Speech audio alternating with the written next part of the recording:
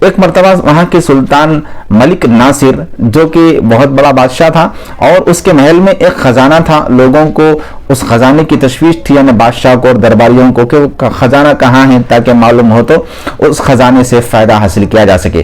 ایک شخص تھا جس کو اس خزانے کا علم تھا لیکن وہ بتانا نہیں چاہتا تھا۔ اس کی امام حسین رضی اللہ تعالی عنہ کے سر مبارک کی کرامتیں انشاءاللہ تعالی آج ہم بیان کرنے والے ہیں کہ امام حسین رضی اللہ تعالی عنہ کے سر مبارک سے کیا کیا کرامتیں اور لوگوں نے دیکھا۔ تو چلیے درود پڑھ لیتے ہیں۔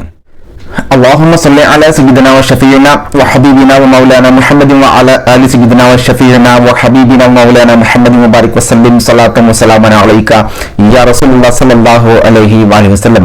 السلام علیکم ناظرین، انشاءاللہ تعالی آج ہم بات کریں گے امام حسین رضی اللہ تعالی عنہ کے سر اقدس کی کرامتوں کو لے کر۔ امام حسین رضی اللہ تعالی عنہ کے سر اقدس کو جب لے جایا جا رہا تھا تو سر اقدس سے کچھ ایسی کرامتوں کا ظہور ہوا۔ ایک مرتبہ وہاں کے سلطان ملک ناصر جو کہ بہت بڑا بادشاہ تھا اور اس کے محل میں ایک خزانہ تھا، لوگوں کو اس خزانے کی تشویش تھی، یعنی بادشاہ کو اور درباریوں کو، کہ خزانہ کہاں ہے تاکہ معلوم ہو تو اس خزانے سے فائدہ حاصل کیا جا سکے۔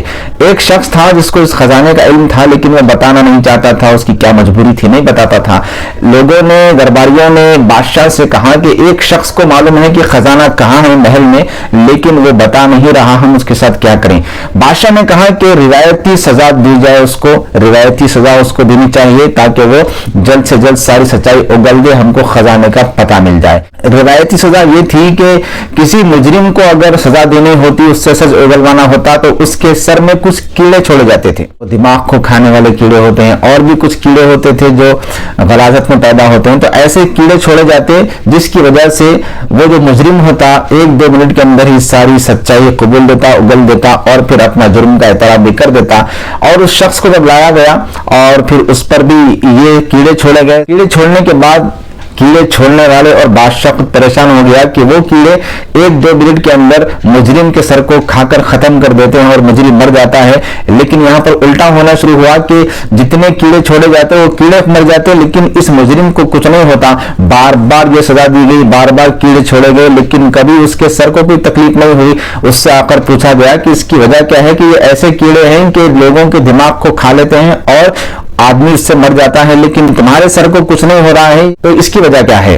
تو وہ شخص کہتا ہے کہ جب امام حسین رضی اللہ تعالی عنہ کا سر انور مصر میں لایا گیا تھا تو میں نے عقیدت سے اس امام حسین کے سر کے تشت کو اپنے سر پر اٹھایا تھا۔ امام حسین رضی اللہ تعالی عنہ کے سر مبارک کو سر پر لینے کی برکت ہے کہ اس کی برکت سے میرے سر پر کوئی کیڑے کا اثر نہیں ہوتا۔ یہ امام حسین رضی اللہ تعالی عنہ کے سر انور کی کرامت ہے۔